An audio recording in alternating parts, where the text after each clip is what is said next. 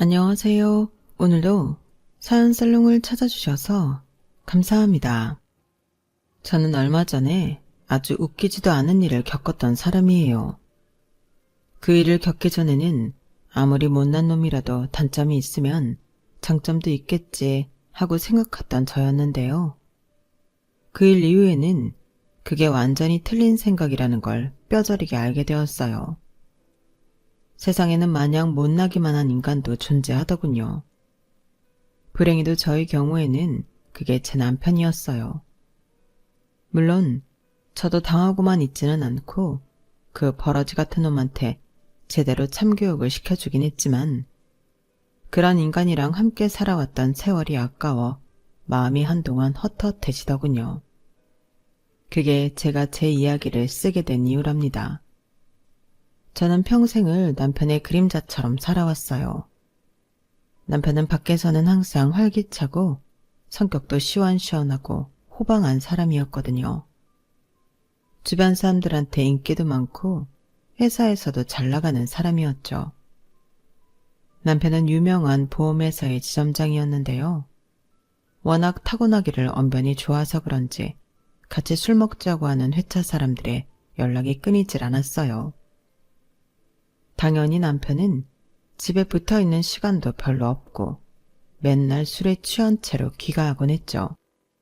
평일에는 회식이니 뭐니 하면서 잠도 안 자고 일하고 술 먹고를 반복하다가 주말에는 침대에 붙어서 떨어질 줄 모르는 사람이었어요.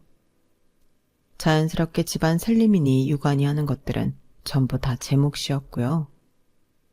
주변 사람들은 남편이 돈을 잘 벌고 성격이 좋으니 와이프가 좋아할 거라고 쉽게 생각하더군요. 매일같이 술을 퍼먹고 새벽에 들어오는 것도 남자가 사회생활 하면서 술 좀 먹고 늦게 들어갈 수도 있는 거라면서요. 하지만 밖에서 세상 성격 좋고 대장부같이 구는 저희 남편은 집에만 들어오면 전혀 딴 사람이 되었어요. 남편은 집에서는 물떠오라는 말 한마디도 곱게 할 줄 모르는 인간이었고 양말 하나 제 손으로 개본 적이 없는 사람이었죠. 입만 열면 남의 흉을 보거나 비꼬는 걸 일삼았고 같이 사는 저한테도 매일같이 무시하는 발언을 일삼았어요. 뭐야, 국이 왜 이렇게 싱거워? 그럼 소금 가져다 더 쳐서 먹어. 당신은 손이 없어 발이 없어. 주말밖에 못 쉬는 내가 굳이 저기까지 가야겠냐? 꼴랑 월 200번은 당신이 가지고 와. 당신 있는 쪽에 더 가깝잖아. 나 같으면 그렇게 말할 시간에 그냥 손 뻗어서 가지고 왔겠네. 옆엔 내가 그렇게 움직이기 싫어하니 맨날 살만 더 찌는 거야. 당장 가지고 와. 저희의 대화는 늘 이런 식이었죠. 남편은 입만 열면 월 200만 원을 버는 저에게 월 200이라는 별명으로 부르면서 비아냥대곤 했어요. 그러면서도 제가 어쩌다 공동 계좌에 1원이라도 돈을 덜 넣으면 난리를 부리곤 했죠. 남편과 저는 결혼할 때부터 각자의 재산을 합치지 않고 부부 공동 계좌를 관리하면서 지냈거든요. 남편의 아이디어였죠. 결혼식을 막 끝냈을 무렵 남편은 저에게 결혼하고 나서 돈 문제로 싸우는 부부가 너무 많다면서 저희 부부는 애초에 그럴 일이 없도록 공정하게 공동계좌를 관리하자고 말했는데요. 당시에는 저도 남편의 말이 일리가 있는 것 같아서 그렇게 하기로 했어요. 그런데 시간이 흐르고 보니 남편은 돈 문제로 싸우고 싶지 않아서 그런 제안을 한 게 아니었더라고요. 공동계좌에는 최소한의 돈만 입금하고 나머지 돈은 자기 멋대로 쓰고 싶어서 그런 제안을 한 거였죠. 시집 온 지 2년이나 지났을까요? 명절날 시댁에서 하루 종일 기름에 절여가며 일을 하고 있는데 거실에서 TV를 보며 탱자탱자 놀던 남편이 자랑스럽게 이런 소리를 하더군요. 저봐, 멍청하게 경제권을 와이프한테 다 뺏기니 저런 꼴을 당하잖아. 저렇게 잘 나가는 연예인이 와이프한테 용돈이나 받아 살면서 저렇게 궁상을 떨다니. 나는 저딴 꼴 당하고 싶지 않아서 처음부터 공동계좌를 만들자고 했지. 내가 생각해도 난 이런 쪽으로는 머리가 비상하다니까. 그럼 오빠 돈은 오빠가 다 마음대로 쓰는 거야? 언니가 진짜 아무 소리도 안 해? 어차피 내가 와이프보다 거의 2배는 더 버는데 뭐라고 할 수가 있나. 내 돈은 한 푼도 안 뺏기고 내가 다 관리하니까 나도 아쉬운 소리 할 일 없고 와이프도 궁시렁 거릴 주제가 못 되지. 진석이가 잘하는 거지. 어차피 같이 살부대 끼고 살다 보면 결국은 돈 많은 쪽이 더 쓰게 되어 있어. 공동계좌에 돈 넣고 그것만 관리하자고 하면 그나마 조금 더 공평하게 쓰게 되겠지. 다른 집 며느리들 봐. 꼴랑 용돈 정도 벌면서 콧대만 높은 거. 이렇게 진석이네처럼 자기 돈 들여 살림의 버릇 해야지. 못된 버릇 안 드는 거야. 옆에서 듣고 있던 시어머니가 불이 나게 남편 편을 들더군요. 저번에 시누이가 남편 돈까지 전부 관리한다고 했을 때는 집안 경제권은 여자가 지고 있어야 평화롭다는 둥, 그래야 돈을 더 빨리 모은다는 둥 하더니 남편 얘기에 손바닥 뒤집듯 말을 바꾼 거였죠. 저는 가타부타 뭐라고 하기도 피곤해 전이나 붙이면서 시댁 식구들의 말을 전부 한 귀로 듣고 한 귀로 흘렸어요. 남편은 늘 그런 식으로 시댁 식구들 앞에서 절 무시하기 일쑤였고 시댁 식구들도 자연스럽게 저를 당연히 무시해도 되는 사람 취급을 했습니다. 그런데 저는 정말로 다달이 공동계좌에 정해진 금액을 넣고 나면 남는 돈이 없어 거지나 다름이 없었기 때문에 그 당시에는 시댁 식구들의 무시에도 그저 아무 말도 못했어요. 저는 그렇게 남편에게 길을 다 눌리고 살았죠. 더군다나 출산 후에는 더욱 그랬습니다. 저는 원래 다니던 회사를 아이 출산하면서 관두게 되었는데요. 남편은 방금 출산한 아내한테도 백수라는 소리를 서슴지 않으면서 눈치를 엄청나게 주더군요. 저는 산후조리원 같은 건 꿈도 못 꾸고 집에서 몸을 풀면서 그동안 공동계좌에 모아두었던 돈으로 육아 비용을 해결했어요. 남편은 제가 돈을 입금하지 않으니 본인 돈도 입금하지 않겠다고 입금을 딱 끊어버렸고 들어오는 돈 없이 나가는 돈만 있으니 계좌 잔액은 눈 녹듯 사라지게 되었죠. 결국 저는 출산한 지 얼마 지나지 않아 곧바로 새로운 일을 구해야만 했습니다. 처음 몇 개월은 경단녀의 처참한 현실을 맞이해야만 했는데요. 다행히 그 시간은 길지가 않았어요.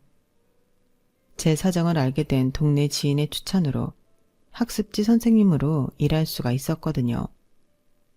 그 일이 어느 정도는 스케줄을 유동적으로 관리할 수 있었기에 제 아이를 육아하면서 키울 수도 있었답니다. 저는 아이를 어린이집에 보내고 나면 그때부터 1시간에 2개씩 수업을 하면서 발바닥에 땀이 나도록 열심히 일을 했어요. 그리고 어디서나 아이 엄마를 만나면 제 수업을 받아보시라고 열심히 홍보도 했죠. 그렇게 열심히 1, 2년 일하다 보니 저는 어느새 회사에 다니던 시절만큼의 돈을 안정적으로 벌 수 있었답니다. 안정적인 수입이 생기고 제가 제일 먼저 한 일은 남편에게 이제 다시 공동계좌에 예전과 같은 금액의 돈을 넣을 수 있다고 알린 것이었어요.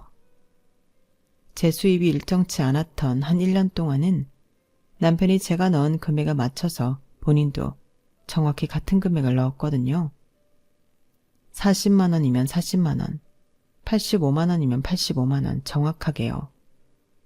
그런데 그것도 어느 순간부터는 귀찮다면서 돈을 아무렇게나 입금하기 시작했어요. 자기 멋대로 돈을 반만 넣거나 아예 안 넣기도 했죠. 매번 입금할 금액이 달라지는 것이 귀찮다는 것이 그 이유였습니다.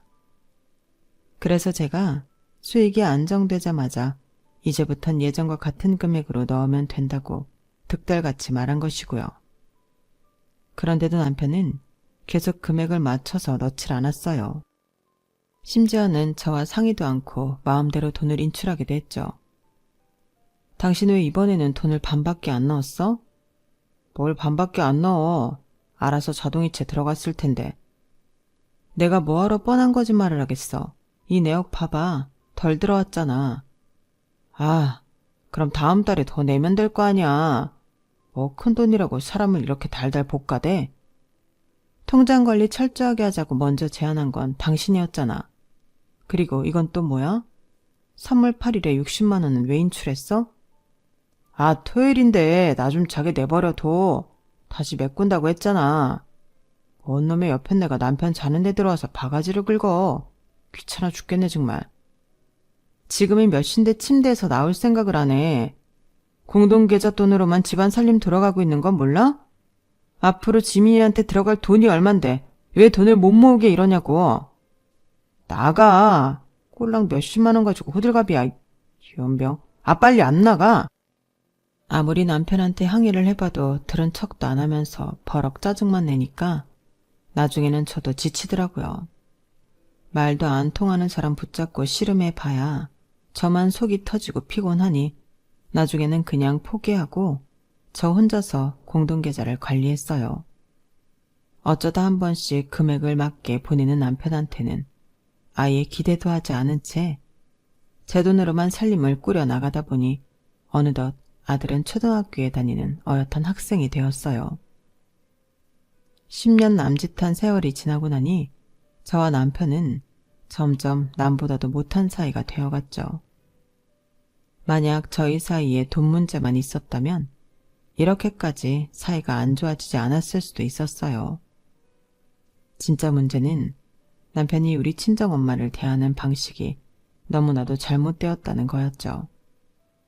결혼 초반에는 그래도 말도 가려가면서 하며 사위 노릇을 안 하진 않았는데요. 하지만 인간이 자기 본성은 숨길 수가 없는 것인지 시간이 지나며 점점 그 바닥 같은 인성이 드러나 버리더군요. 한 번은 저희 엄마가 사위 생일이라고 서울까지 올라와서 남편이 좋아하는 간장게장과 함께 상다리가 부러지도록 생일상을 차려주신 적이 있었는데요. 어른들 말도 다 알아듣고 뛰어다니기 시작한 아들 앞에서 장모에게 뭐라고 하는 줄 아세요? 아이, 장모님, 반찬이 이게 뭐예요? 먹을 만한 거는 꼴랑 간장게장 하나뿐이고 전부 다 풀떼기네. 당신, 엄마한테 그게 무슨 말이야? 2시간 동안 지하철 타고 버스 타고 와서 당신 생일상 차려준 엄마한테 뭐가 어쩌고 저째? 간장게장은 맛있다고 했잖아. 그럼 내 생일인데 내가 하고 싶은 말도 못해? 나 풀떼기 싫어하는 거 당신이 잘 말씀을 드렸어야지. 됐다. 오서방이 먹기 싫은 건 냅두고 먹으면 되지. 나머지 식구들 입도 있으니 각자 먹고 싶은 것만 먹거라. 저희 언성이 높아지자 보다 못한 엄마가 중재를 해주셨어요. 말은 됐다고 하시지만 표정이 눈에 띄게 어두워지셨죠. 저는 남은 시간 동안은 엄마 기분만 살피며 분위기를 좋게 풀어가려 했지만 엄마의 안색은 끝끝내 돌아오지 못했어요. 엄마를 배웅해드리고 오자마자 저는 남편에게 달려가 버럭 화를 냈는데요. 당신 아까 우리 엄마한테 뭐라고 했어? 우리 엄마가 아침부터 서울까지 와서 당신 위해서 하루 종일 요리한 거 몰라? 근데 뭐? 풀떼기? 우리 엄마한테 그게 무슨 말버릇이냐고. 아, 알았다고 했잖아. 누가 생일상 차려달래? 공휴일인데 사람 쉬지도 못하게 아침부터 와 있으면 누가 좋아해. 그런 건 요리를 다 해서 그냥 들고 오셨어야지. 기왕 상 차릴 거면 고기라도 좀 많이 올리든가. 뭐라고? 당신 정말, 당신이 그러고도 사람이야? 장모님이 처음 결혼할 때 뭐라고 하셨어? 아들처럼 대해주시겠다고 했잖아. 가족된 지가 몇 년인데 그럼 아들이 이 정도 말도 못하냐? 아들? 그럼 나는 내가 시댁 가서 당신처럼 막대 먹게 구는 거 봤어? 당신은 뭐가 그렇게 잘나서 남의 부모 앞에서 그렇게 싸가지 없이 구냐고. 뭐가 어쩌고 어째? 남편한테 할 소리가 있고 안 할 소리가 있지. 아주 이러다 쌍욕 나오겠다. 내가 틀린 말 한 것도 없잖아. 그리고 장모랑 시댁이랑 같아? 어? 여자랑 남자랑 같냐고. 같은지 다른지 어디 한번 두고 보면 되겠네. 당신 같은 인간은 말로만 해서는 죽어도 그 막대 먹은 짓 못 고치니까. 그래, 알았어. 내가 시댁 가서 어떻게 하는지 한번 두고 봐. 저는 머리 끝까지 화가 나서 남편에게 엄포를 놓았어요. 남편은 저의 두고 보라는 말은 귓등으로도 안 듣고 현관문을 부서져라 쾅 닫고는 나가버렸죠. 저는 이 일을 그냥 넘어갈 생각이 추호도 없었어요. 안 그래도 그전부터 친정집에 갈 때마다 저희 엄마한테 다음엔 김치 좀 안 달게 만들어 달라거나 자기는 눈 좀 붙일 테니 양말 좀 빨아놔달라는 말도 안 되는 소리들을 해댔었거든요. 아주 벼르고 벼르던 일이었기에 저는 똑같은 안갚음을 하는데 조금도 망설임이 없었습니다. 일주일 뒤 시댁에 식사를 하러 갔을 때 저는 바로 행동을 개시했어요. 시댁에 들어서자마자 시어머니와 시누이는 아주 당연한 듯 저한테 일을 시키더군요. 너 화장실 청소 좀 하고 소고기 사놨으니까 오늘은 불고기 좀 해라. 고기 양념 재우는 동안 쌀도 사오면 되겠구나. 아 언니, 그리고 쌀 사오는 김에 마트에서 요거트 좀 사올래요? 12개짜리로. 설탕 들어간 거 말고 제로로 사와야 돼요. 저는 대답 대신 거실 소파로 가서 벌러덩 누워버렸습니다. 시댁 식구들은 그런 저를 보고 깜짝 놀랐죠. 너 지금 내가 하는 말 못 들었어? 빨리 화장실 청소부터 하라니까? 제가 왜요? 저 시집 올 때 어머님이 저 딸처럼 키우시겠다고 하셨잖아요. 그동안 너무 며느리처럼만 지냈으니까 앞으로는 딸처럼 지내볼게요. 뭐? 부모 집에 오자마자 이렇게 벌러덩 틀어놓는 딸이 세상에 어디 있어? 너 지금 하는 짓이 내 딸이라고 쳐도 불효자식도 이런 불효자식이 없어. 당장 청소 안 해? 어머님 진짜 딸은 저보다 더하면 더했죠. 저 있을 때 수저 하나를 제대로 놓기로 했어요. 아님 본인 속옷 하나를 개기로 했어요. 하루 종일 손가락 하나 까딱 안 하고 소파에서 스마트폰만 들여다보고 있잖아요. 언니, 지금 저 들으라고 하는 소리예요? 제가 언제 언니처럼 이딴 식으로 굴었다고 그래요? 사람이 아무리 경우가 없어도 유분수지. 왜요? 제가 틀린 말 한 것도 없잖아요. 가족끼린데 서로 이런 말도 할 수 있는 거 아니에요? 제가 안색 하나 바뀌지 않고 뻔뻔하게 계속 소파에 누워있자 시어머니와 시누이는 더 이상 아무 말도 못하더라고요. 그때 처음으로 느낀 게 그 사람들이 막상 기가 더 센 상대한테는 맥을 못 추리더군요. 그동안 아무 소리 없이 해달라는 거 다 해주고 살았으니 제가 아주 만만하게 보였던 거예요. 두 사람이 더 이상 아무것도 못하고 서있자 보다 못한 남편이 나섰어요. 당신 일어나. 나오라고. 아, 뭐 하는 거야? TV 보고 있는 거 안 보여? 시야 가리지 말고 비켜. 나와서 나랑 얘기하자고. 빨리 나와. 남편은 제 한쪽 팔을 잡고 절 억지로 일으키려 했고 저는 못 이기는 척 남편을 따라 밖으로 나왔습니다. 아파트 현관에 둘만 딱 마주보고 섰고 남편은 인상을 잔뜩 찜푸린 채 저를 노려보더군요. 지금 뭐 하자는 거야? 뭐 하긴. 눈에 눈, 얘는 이 몰라? 내가 그랬지? 우리 엄마한테 그따구로 버르장머리 없이 군 거 그대로 대갚아주겠다고. 당신이 한 짓에 비하면 나는 뭐 별거 한 것도 없어. 유치하게 자꾸 이딴 식으로 굴 거야? 내가 그랬지? 남자랑 여자는 다르다고. 왜 똑같이 놀려고 그래? 그딴 말도 안 되는 소리는 누가 한 소리야? 남자랑 여자가 다르다고? 내 가족한테 못되게 굴견. 화내는 건 남녀고 자시고 사람이라면 다 똑같아. 당신이 정 모르겠다니까 내가 몸소 알려주는 거잖아. 어디 누가 이기는지 계속 해봐. 아우 진짜. 앞으로 각자 가족은 각자가 알아서 해. 별 가족같이 대해줘도 난리네 정말. 뭐? 가족같이? 아직도 정신 못 차려? 아 알았다고. 각자 가족한테나 잘하자고 하잖아 지금. 애 데리고 집에 가든지 혼자 가든지 해. 아주 꼴도 보기 싫으니까. 결국 남편도 저의 기세에 밀려 더 이상 이 일에 대해 왈가왈부하는 걸 포기해버렸어요. 저는 남편의 말에 질세라 진짜로 짐을 챙겨 집으로 돌아와 버렸고 아들도 저와 함께 가고 싶다고 해서 아들까지 데리고 와버렸네요. 그날 일로 남편과 제 사이는 더 멀어졌어요. 그래도 하나 다행인 건 더 이상 시댁 가족들이 저를 함부로 대하는 일은 사라지게 되었다는 거예요. 싸움 보람이 있었던 것이죠. 시댁의 사절을 함부로 일꾼처럼 부려먹거나 무시하는 일이 줄어들자 저는 제 일을 더 열정적으로 할 수 있게 되었답니다. 그동안 시댁 가족들이 제 시간과 체력을 얼마나 잡아먹고 있었는지 그제야 알게 되었죠. 제가 지점장으로 있는 동안 저희 지점은 날로 성과가 높아지게 되었어요. 그렇게 저는 시댁으로부터, 남편은 저희 친정으로부터 거리를 두고 살면서 또다시 몇 년의 세월이 흘렀죠. 대략 2년 조금 넘게 지났던 것 같네요. 한참을 평화롭게 남처럼 지내던 저희 부부에게 또 한 번의 큰 사건이 벌어지게 되었는데요.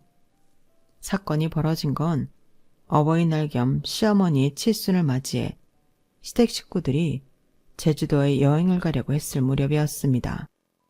시어머니의 생신이 딱 5월 1일이셨거든요. 어버이날 날짜에 맞추기엔 비행기 값도 비싸고 사람도 많이 몰릴 테니 차라리 조금 일찍 여행을 가서 칠순 겸 어버이날 선물을 해드리려고 한 것이었죠. 아무리 교류가 없고 서로 대면대면하게 지낸다고 해도 며느리 된 도리는 해야 했기에 저는 제주도 여행 비용에 보태시라고 용돈 50만 원을 붙여드렸어요. 그리고 잘 다녀오시라는 안부 문자도 드렸죠. 시어머니는 돈을 받아도 안부 문자를 받아도 알았다는 말뿐 별다른 말씀은 없으셨어요. 그렇게 시댁 식구들이 제주도로 모두 떠나고 서울에 혼자 남은 저는 평소처럼 지내고 있었는데요. 마침 아들의 태권도 학원비를 내야 해서 공동 계좌를 열어본 저는 깜짝 놀랐습니다. 무려 200만 원이 인출되어 있었던 거예요. 저는 그걸 보자마자 당장 남편에게 전화를 걸어서 이게 대체 뭐냐고 따져 물었는데요. 당신 이거 뭐야? 왜 갑자기 공동계좌에서 200만 원이나 인출이 돼 있냐고. 나한테 말도 없이 또 돈 뺐어? 엄마 칠순이잖아. 그걸 말을 해야 하냐? 그 돈으로 엄마 여행에 숙박비 좀 지원해 드렸다. 됐냐? 200만 원이든 20만 원이든 왜 나한테 말도 없이 이런 짓을 저지르냐고. 그리고 무슨 3박 4일 제주도 가는데 숙박비가 200만 원이나 들어? 내가 이미 용돈 50만 원도 드렸단 말이야. 아무리 어버이날이어도 그렇지. 어떻게 제주도 여행 가시는데 250만 원이나 드리냐고. 엄마한테 효도하는 것도 돈을 아끼냐 그럼? 효도를 하던 뭘 하던 그렇게 큰 돈을 쓰면 나한테 얘기를 해야 할 거 아니냐고. 당신은 공동계좌에 돈도 제대로 입금 안 하는 주제에. 당신 말 다 했어? 그럼 내가 틀린 말 했어? 그가 거의 다 내 돈이나 다름없는 거 사실이잖아. 이 옆엔 내가 돈독이 올랐나? 제정신이야? 당신 같은 인간이랑 더 할 말 없어. 끊어. 방귀 낀 놈이 성낸다고 박박 우비며 화를 내는 남편의 목소리를 끝으로 전화는 끊어졌어요. 저는 속된 말로 제대로 뚜껑이 열리고 말았답니다. 그동안 남편이 집안 살림에 거의 기여를 하고 있지 않았던 것도 하나뿐인 아들 생각하면서 흐린 눈을 하면서 참아왔더니 이제는 아주 대놓고 제 돈을 자기 돈인 양 써대는 꼴이라뇨. 그간의 경험을 통해 남편은 절대 말로만 해서는 듣지 않는 인간이라는 걸 뼈저리게 깨달았기에 저는 곧바로 행동부터 개시했습니다. 남편이 여행 끝나고 집에 돌아오는 날짜에 맞춰 아들을 아들 친구 집에 보냈어요. 그리고 도어락 비밀번호를 바꿔버렸죠. 그리고 현관 앞에 아예 식탁 의자를 가져다 놓고 앉아서 이 인간이 오기만을 기다렸어요. 밤늦게 도어락 번호를 누르고 들어오려고 했던 남편은 열리지 않는 문에 당황하더군요. 남편이 계속 예전 비밀번호를 누르자 결국 도어락에서는 경고음이 났고 남편은 초인종을 눌렀어요. 저는 인터폰으로 대답을 했습니다. 왜? 뭐야? 비밀번호 바꿨어? 빨리 문 열어. 내가 왜 도둑놈을 내 집에 들여야 해? 뭐? 도둑놈?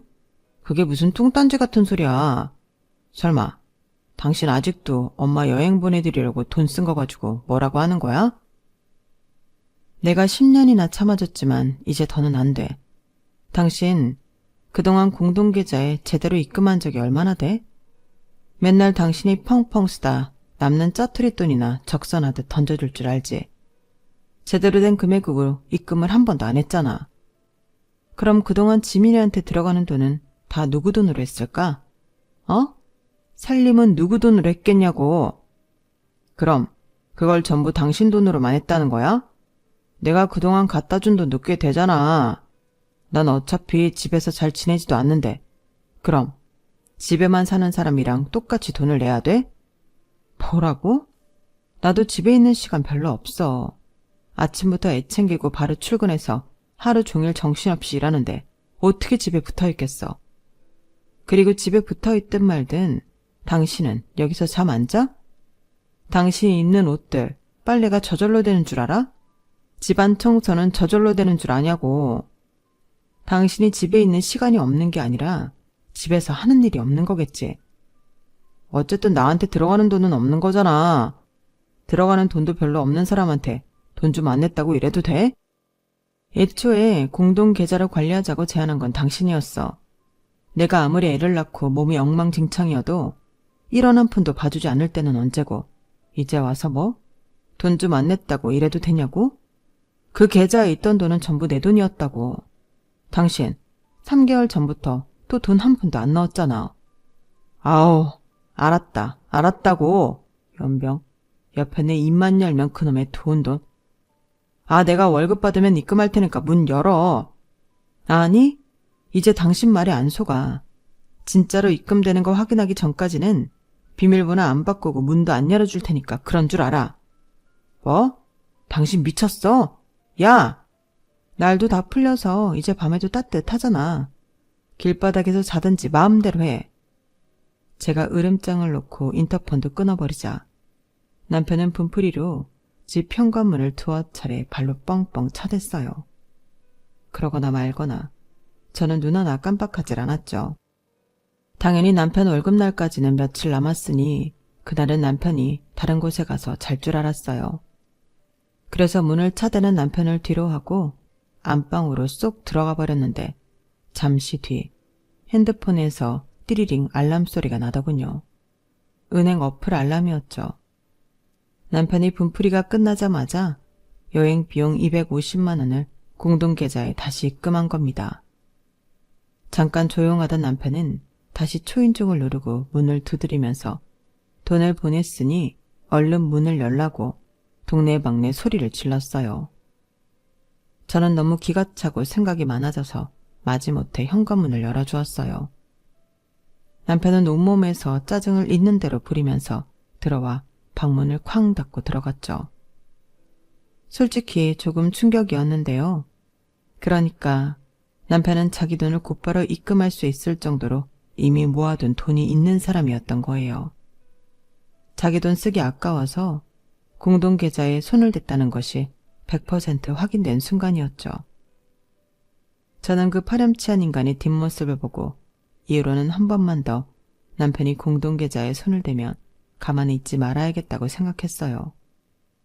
최후의 상황이 오면 이혼까지도 불사할 마음을 먹은 거죠. 솔직히 그전까지는 하나뿐인 아들이 아빠 없이 살아가게 될까봐 이혼은 웬만하면 안 하려고 생각했었는데요. 하지만 점점 남편이 도가 지나치는 행동을 하고 부부싸움이 잦아지다 보니 아들에게 맨날 엄마 아빠가 싸우는 모습을 보여주는 게 더 안 좋은 영향을 끼치겠다는 생각이 들기 시작했어요. 그리고 허구한 날 책임감 없이 굴며 화만 버럭버럭 내는 아빠의 모습을 보여주는 것도 결코 좋은 영향이 될 것 같지 않았고요. 아들과 저를 위해서 칼을 빼들어야 하는 순간이 조만간 올지도 모르겠다는 예감이 강하게 들었습니다. 그래서 미리 남편과의 재산 문제에 대한 그간의 정보들을 하나씩 자료로 만들기 시작했는데요. 한참 자료를 모으면서 며칠이 눈 깜짝할 새에 지나버렸고 진짜 어버이날이 다가오게 되었어요. 아무리 친정과 멀게 지내더라도 어버이날은 챙겨왔던 남편이긴 했지만 이번에는 의외로 친정에 같이 가자고 먼저 제안하더군요. 갑자기 얼굴을 비추겠다는 말에 남편이 괜히 시어머니는 제주도 여행을 보내드리고 저희 엄마한테는 용돈만 붙여드리기가 불편했나 보다 싶었어요. 아무리 망나니같이 구는 적이 많아도 남편은 자기 나름대로는 본인만의 룰이 있었거든요. 그렇더라도 여전히 남편과는 말도 섞기 싫었던 저였기에 친정으로 가는 차 안에서도 저희는 서로 한마디도 하지 않았어요. 친정에 도착한 이후에도 저희는 서로는 철저히 외면하고 최대한 아들과 친정 엄마한테만 관심을 쏟았죠. 장모님, 그동안 잘 지내셨어요? 배추 농사는 잘 되고 계시죠? 아니, 오서방이 웬일이야? 오랜만이네? 그동안 너무 안 찾아뵈서 죄송해요. 계속 바쁘다가 이번에는 일정이 비어서 온 거예요. 신혼 초기로 돌아간 듯 예의를 차리는 남편의 모습에 엄마도 저도 속으로 적잖이 놀라긴 했네요. 엄마는 약간 떨떠름한 표정으로 남편에게 식사를 준비할 테니 앉아있으라고 하셨어요. 어색한 기운이 감돌았고 아들은 친구들과 무슨 게임을 해야 한다면서 방으로 들어갔죠. 저는 엄마를 도와드리려고 주방으로 따라갔습니다. 이거 부침개 여기서 부치면 되지, 엄마? 반죽 다 만들어놨어. 참 엄마, 이번 어버이날에 엄마 선물로 가방 하나 주문했는데 어버이날이라서 그런지 배송이 밀리는 것 같아. 주말 지나면 아마 이 집으로 도착할 거야. 뭘 또 가방이야. 엄마 그 까만 가방 거의 5년째 들고 있잖아. 안 그래도 하나 사드리려고 했어. 고마워. 잘 쓸게. 그런데 저희 대화를 들은 것인지 거실에 앉아있던 남편이 갑자기 자기도 선물을 준비해왔다는 거예요. 아 맞다 장모님. 저도 장모님 선물 준비해왔어요. 차에서 가져와 해서 잠시만 기다려주세요. 용돈이나 보낼 줄 알았던 남편이 갑자기 선물이라니. 엄마도 놀라셨고 저 역시도 많이 놀랐습니다. 그리고 왜인지 모르게 굉장히 불안하더군요. 잠시 뒤 집으로 다시 들어온 남편을 본 저와 엄마는 온몸이 굳어버렸어요. 남편이 들고 온 건 배추 한 포기였죠. 이게 유기농 배추예요, 장모님. 장모님 이제 연세도 있으신데 이런 걸 드셔야 무병장수 하시죠. 남편은 너스레를 떨며 주방 식탁 위에 배추 한 포기를 턱 올려놓았어요. 엄마의 표정은 완전히 굳어졌죠. 저 역시 마찬가지였습니다. 아무리 저희 부부가 사이가 안 좋기로써니 어떻게 상대방 부모한테 이런 무례를 저지를 수가 있나요? 게다가 저희 엄마가 배추 농사하는 거 뻔히 알면서 어버이날 선물이랍시고 배추를 들고 오다뇨. 저는 말로 형용할 수 없을 정도로 엄청난 분노에 사로잡히고 말았죠. 오서방, 자네 지금 나한테 배추를 선물이라고 준 건가? 네, 이게 고랭지 농법으로 만든 귀한 유기농 배추래요. 맛있게 드세요. 지금 작물을 놀리는 게야? 배추 농사 짓는 사람한테 배추를 선물이랍시고 던져놔? 지금 자네 뭐 하자는 건가? 왜 화를 내세요? 배추가 어때서요? 건강에도 좋은데다가 마침 장모님 배추 농사도 하시니까 뭐 따지고 보면 경쟁업체의 상품을 분석해 볼 수도 있는 거잖아요. 긍정적으로 생각해 보면요. 엄마가 처음으로 남편에게 얼굴이 새빨개질 정도로 호통을 치며 화를 냈습니다. 하지만 남편은 그러거나 말거나 실실 웃으면서 다시 거실로 나가더군요. 남편이 TV 앞으로 가서 소파에 등을 기대고 바닥에 앉자 저는 남편이 올려놓은 배추를 집어들고 남편 앞으로 걸어갔어요. 뭐해? 나 TV 보고 있는 거 안 보여? 시야 가리지 마. 아! 저는 배추를 두 손으로 머리 위까지 들었다가 그대로 실실 웃던 남편 낯짝에 던져버렸습니다. 남편은 외마디 비명을 지르며 황급히 이마를 손으로 가리더군요. 배춧잎 조각이 덕지둑지 묻은 얼굴이 새빨개진 채로 이게 무슨 짓이냐며 남편이 난리를 쳤어요. 코에서는 쌍코피가 주르륵 흐르더군요. 그런데도 남편은 얼마 전에 머리를 심은 이마만 부여잡고 버럭버럭 화를 냈고 머리를 심은 부위가 걱정이 됐는지 일어나 화장실 쪽으로 향하려고 했죠. 하지만 남편이 다 일어서기도 전에 엉덩이를 발로 걷어차버렸습니다.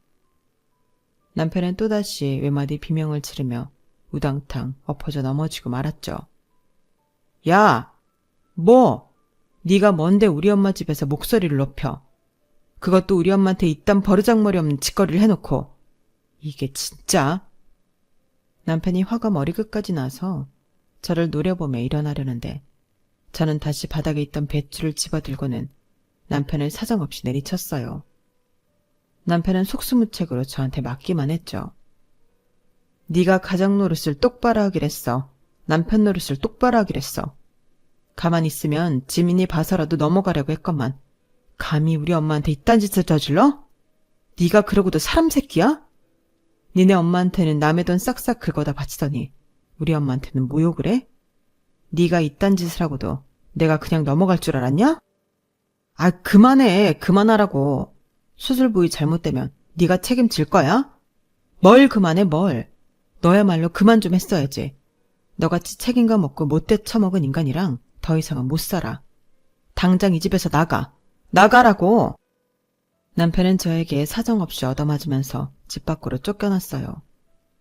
본인이 못할 짓을 해서 쫓겨나 놓고 집 밖에서 현관을 보고 두고 보라며 고래고래 소리를 지르다가 문을 열고 소금 한 바가지를 뿌려버린 엄마 덕에 목에 소금이 걸려 한참을 캑캑대다가 갔죠. 저는 엄마한테 그간의 이야기를 간단하게만 말씀을 드리고 남편과 이혼을 준비할 거라고 얘기했어요. 엄마는 잘 생각했다며 저를 다독여 주셨죠. 엄마와의 대화를 마치고 저는 지금 이 순간 가장 미안한 존재인 아들과 이야기를 하기 위해 방으로 들어갔습니다. 이미 밖에 소란을 다 들은 탓인지 아들은 친구들과 한다던 게임도 안 하고 있더군요. 제가 들어오자 아무 말 없이 저를 바라보는 아들의 옆에 앉아서 저는 아들의 손을 잡고 이야기를 했어요. 엄마 아빠가 그동안 서로 잘 살아보려고 했는데 그게 잘 안 됐다고.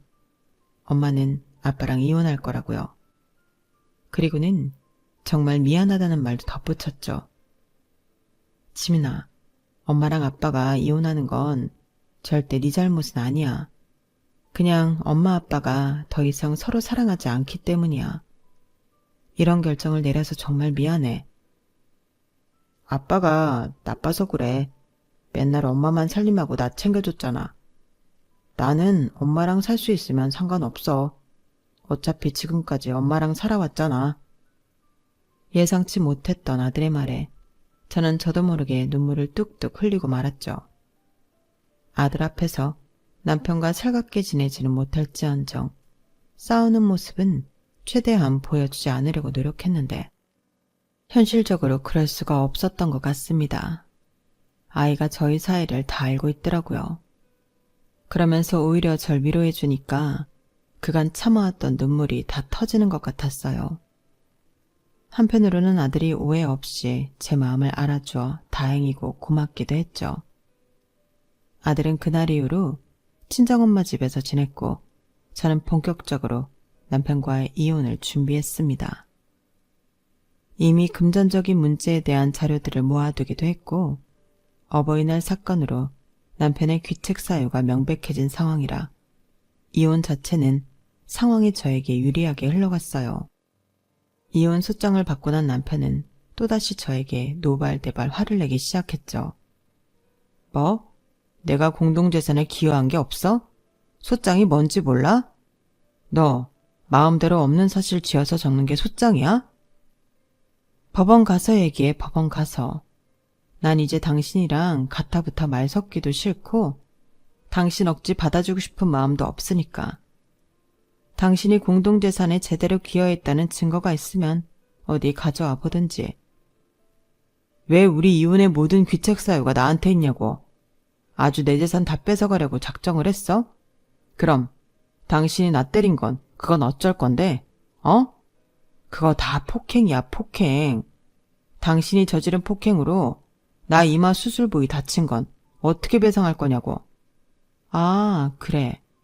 당신 이마에 머리 심은 거 얘기가 나왔으니 말인데 그 수술비는 또 어디서 나서 했어? 수술비 얼마나 나왔는지 얘기해봐. 남이사 수술을 받던 말든 지금 그게 중요해? 수술비의 출처가 중요하냐고? 당연히 중요하지. 우리 변호사가 그러는데 당신이 나랑 상의 없이 쓴 돈? 그거 1원도 빠짐없이 전부 청구할 거래. 우리는 이미 자료 다 준비됐고 더 이상 당신 전화 받아줄 이유도 없어. 그 수술비도 내 돈으로 마련한 거 알아. 그럼 법정에서 보자. 이거 네 돈으로 한 거 아니야. 야, 전화 끊지 마. 남편은 전화를 끊지 말라며 발악을 했지만 저는 그러거나 말거나 매몰차게 전화를 끊어버렸죠. 저희 부부의 이혼은 어떤 반전도 없이 저의 승리로 끝났어요. 그동안 참고 참았던 세월을 전부 다 보상받을 수는 없었지만 그래도 금전적인 보상과 남편과 얼굴을 보지 않고도 살 수 있는 앞으로의 나날들을 가질 수 있다는 것이 저에게는 큰 선물 같았네요. 저는 남편과 이혼한 이후로 친정엄마 집에서 아들과 셋이 함께 살고 있어요. 마침 이 근처에 저희 아들이 다닐 만한 초등학교, 중학교가 새로 신설되었거든요. 이사를 결정하는 데 있어서 저와 엄마는 아들의 의견을 100% 따르기로 했는데 아이가 외할머니 집에서 지내고 싶다고 해 이사를 오게 되었어요. 공기도 좋고 물도 맑은 이곳에서 저희 모자는 그동안 순수학 그 자체였던 남편에게 받았던 모든 스트레스와 상처를 치유하며 평화로운 나날을 보내고 있답니다. 남편은 저에게 엄청난 금액의 위자료와 양육비를 보내기 위해 집을 팔고 회사 근처에 단칸방을 구해 들어갔다고 하더군요. 그러거나 말거나 저는 이 이후로는 남편의 소식은 궁금하지도 않았어요. 이혼을 한 이후에 홀가분한 마음이 한가득 들었던 것은 사실이나 저도 변화된 환경에 적응하는 시간이 필요했거든요. 지금은 엄마의 농사일을 도우면서 하루하루를 평온하게 보내는 이 삶에 조금 집중을 해보려고 합니다. 나쁜 짓을 저지른 사람이 죗값을 받았으니 더 이상 저도 과거에 연연해하지 않고 앞으로의 나날을 행복하게 보낼 궁리만 하는 것이 맞으니까요. 저의 긴 이야기를 들어주신 모든 분들께 감사의 인사를 전해드립니다. 여러분의 미래도 늘 행복한 일들만 가득하시길 바라요. 여러분, 사연 댓글에 응원과 현명한 조언 부탁드려요. 좋아요와 구독은 저에게 큰 힘이 됩니다. 오늘도 좋은 일 가득하세요.